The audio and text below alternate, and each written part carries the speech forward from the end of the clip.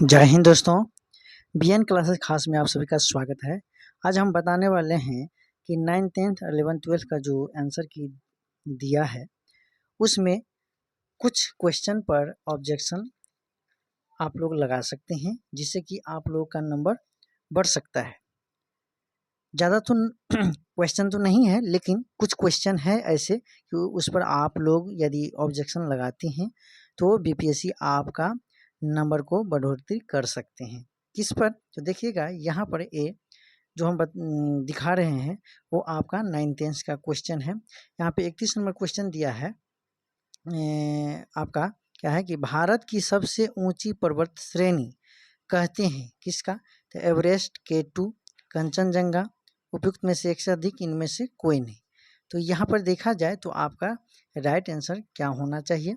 तो इसमें आपका यहाँ पर बीपीएससी ने आपका ए जो दिया है, आपका ए आंसर जो है आपका बीपीएससी राइट लगाए हैं। लेकिन इससे पहले जितने भी टीचर लोग सब यूट्यूब पर बता रहे थे वो सब आपका कौन सा ऑप्शन को लगा रहे थे? तो ऑप्शन नंबर सी को लगा रहे थे। तो यहाँ पे मैं इसका दोनों का अंतर कर देता हूँ कि यहाँ पर भारत की सबसे ऊंची पर्वत श्रेणी यदि पूछा जाए तो आपका राइट आंसर क्या होगा? तो ऑप्शन नंबर बी होगा K2, भारत की सबसे ऊंची पर्वत श्रेणी।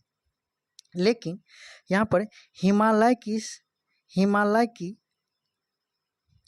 की यहाँ पे पूछा जाए यदि हम आप लोग से कि हिमालय की सबसे ऊंची चोटी कौन होगा जो भारत के अंतर्गत? तो आपका यहाँ पर आंसर क्या हो जाएगा? ऑप्शन नंबर सी हो जाएगा। ठीक है, तो यहाँ पर ऐसे हो सकते हैं।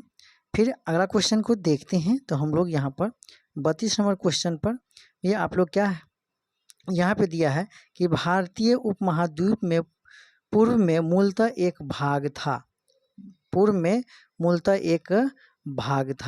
तो यहाँ पर बीपीएससी ने क्या किया है? ये 9th 10th का क्वेश्चन है, 32 नंबर क्वेश्चन।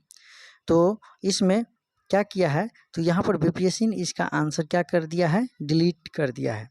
यदि ये देखा जाए तो यहाँ पर 120 पर आप लोग का कट ऑफ नहीं होगा।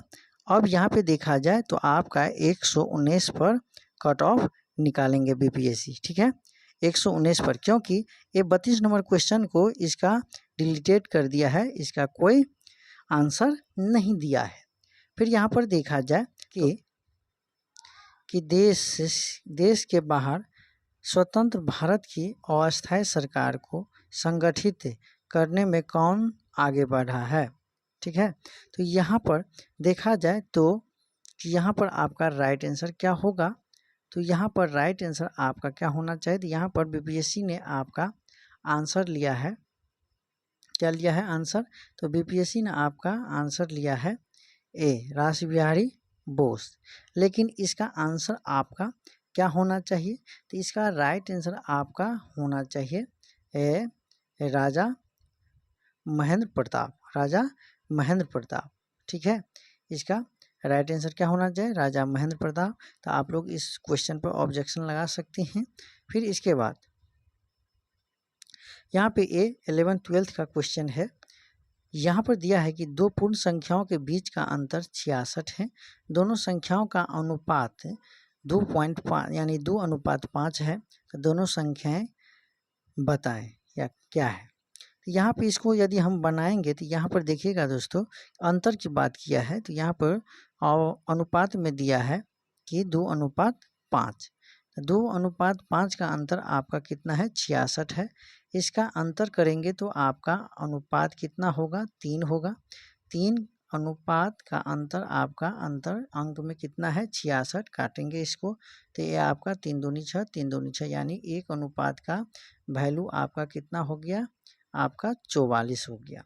ठीक है, अब हम इसको यदि निकालते हैं तो क्या होगा? यहाँ पर 2:2 का वैल्यू क्या है? अनुपात 1 का वैल्यू आपका 22 है, तो अनुपात 2 का वैल्यू क्या करेंगे? तो 2 22 से गुना कर देंगे तो आपका कितना आ जाएगी? तो 44। फिर यहाँ पर अनुपात 5 का वैल्यू, 1 का वैल्यू यहाँ पर 22 है, तो 5 का वैल्यू क्या करेंगे? तो 22 से 5 में गुना कर देंगे तो आपका 110 आ रहा है। आपका 110 आ रहा है। लेकिन यहाँ पे तो आया मेरा कितना, तो 44 और 110। तो 44 110 ही ऑप्शन नंबर सी में आपका क्या है, तो पहले यहाँ पे 2 है, तो 2 अनुपात 2 है, तो अनुपात 2 का वैल्यू कितना आता है 44। लेकिन यहाँ पर क्या है, अनुपात क्या है, तो यहाँ पर अनुपात 5 का वैल्यू कितना आया है 10, जो अनुपात 5 जो है बाद में है। तो लेकिन बीपीएससी ने आपका कौन सा आंसर लिया है, तो बीपीएससी ने इसका कौन सा आंसर लिया है, तो ऑप्शन नंबर ई लिया है, ठीक है, जो आपका ए नहीं होना चाहिए। क्यों, तो यहाँ पर दोनों संख्याएं क्रमशः है, यहाँ पे संख्या के जगह पे यदि क्रमशः यदि रहता तो यहाँ पर इस वैल्यू को अनुपातिक वैल्यू के द्वारा यहाँ पे अंक रखा जाता।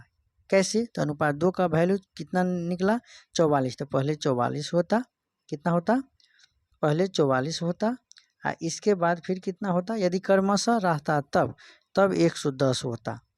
यदि रहता तो ठीक है, नहीं रहता तो ये नहीं होता ये आंसर। तो इसीलिए इसका आंसर कितना होना चाहिए, तो आपका क्रमशः नहीं होने के कारण आप दोनों में से कोई भी अंक पहले और बाद में आ सकता है, समझ गए। तो इस पर आप लोग ऑब्जेक्शन लगा सकते हैं।